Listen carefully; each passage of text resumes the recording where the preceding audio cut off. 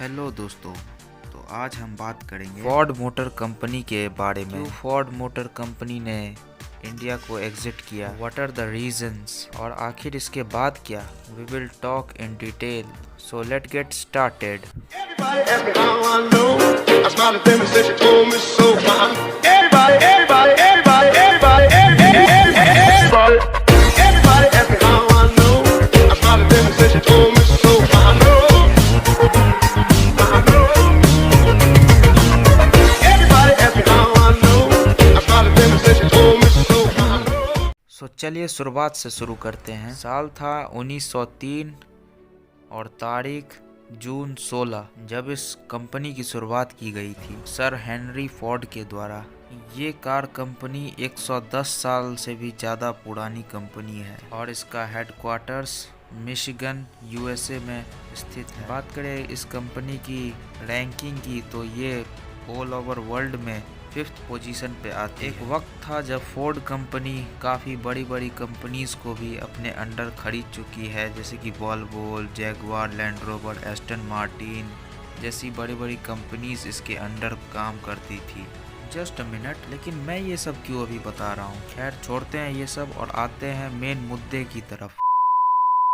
सो Ford company India कब आई थी? साल था 1995, अक्टूबर का महीना, जब फोर्ड कंपनी ने महिंद्रा के साथ टाई अप करके 50-50% जॉइंट वेंचर के साथ इंडिया में कदम रखा था। और फोर्ड ने एग्जिट किया ईयर 2021 में, जब उन्होंने ये कंफर्म कर दिया कि वे अपने दोनों के दोनों प्लांट्स, जो कि एक तमिलनाडु में है और एक गुजरात में, उसे बंद कर रहे हैं, उसकी मैन्युफैक्चरिंग को रोक रहे हैं। और उन्होंने ये क्लियर भी कर दिया कि वे ना तो गाड़ियां बना के एक्सपोर्ट करेंगे और ना ही डोमेस्टिकली बेचेंगे। हालांकि ऐसा क्यों हुआ, इसके काफ़ी सारे रीजंस हैं। First reason, market share. देखा जाए तो इंडियन कार मार्केट सभी के लिए खुली है, पर इस कार मार्केट में मेन कंट्रोल सिर्फ कुछ ही कंपनीज को, जैसे टाटा, महिंद्रा, मारुति सुजुकी, हुंडई और किया।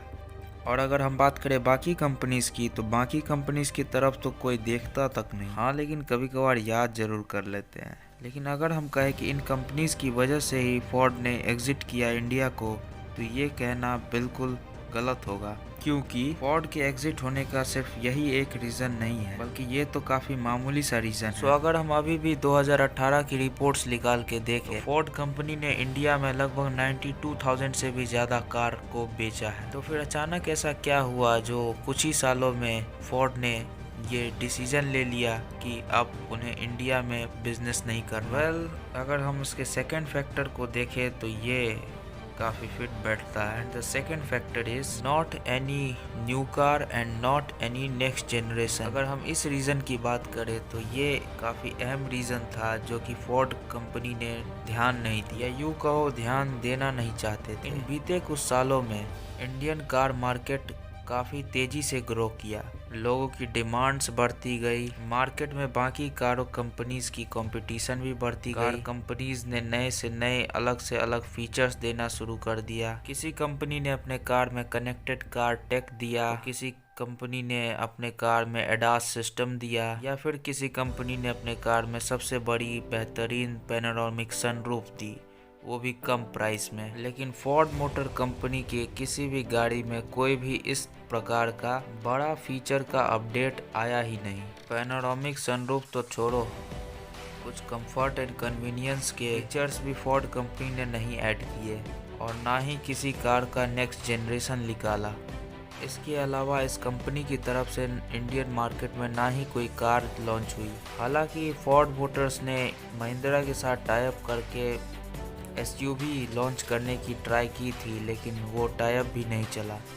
इसी से रिलेटेड हमारा तीसरा रीज़न भी हो सकता है, जो कि है burden of taxes of Indian government. जैसा कि हम जानते हैं, अगर हम कुछ भी मैन्युफैक्चर्ड करते हैं इंडिया के अंदर, तो मैन्युफैक्चरिंग ऑफ प्रोडक्ट के हिसाब से हमें इंडियन गवर्नमेंट को टैक्स देना पड़ता है। क्योंकि फोर्ड कंपनी के सेल्स में काफ़ी इफेक्ट हुए थे, इसीलिए वे ठीक से टैक्स पे नहीं कर पा रहे थे। उनको जितना प्रोडक्शन होना चाहिए था, उस प्रोडक्शन कैपेसिटी से कम प्रोडक्शन में काफ़ी ज़्यादा टैक्स लग जाता था। तो ये कुछ मेन फैक्टर्स हो सकते हैं या मेन रीजंस हो सकते हैं फोर्ड को इंडिया से एग्जिट करने के लिए, फोर्ड कंपनी के इंडिया से जाने का।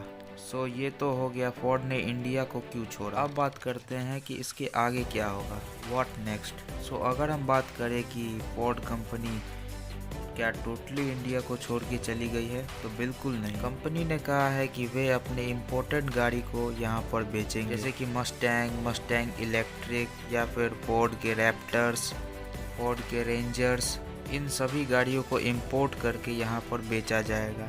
हालांकि इससे सारे डीलरशिप तो नहीं चलेंगे, कुछ ही चलेंगे जो कि मेन सिटीज़ में होंगे, या यूँ कहो तो बड़े शहरों के ही कुछ डीलरशिप चलेंगे, क्योंकि ये सभी इंपोर्टेड गाड़ी काफ़ी महंगी आती हैं और हर जगह इसके खरीदार नहीं होंगे। बात करें सर्विस सेंटर की, तो फोर्ड कंपनी के द्वारा ये क्लियर किया गया था कि सारे फोर्ड के सर्विस सेंटर्स वर्केबल रहेंगे और आप वहां पर जाके अपने कार की सर्विस करा सकते हैं।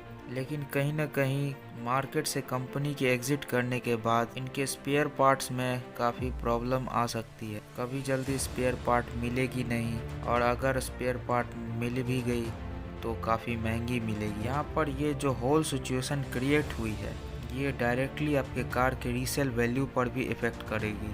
सो यही थे कुछ बातें फोर्ड कंपनी के बारे में कि उसने क्यों इंडिया छोड़ा, उसके फ्यूचर प्लान्स क्या हैं।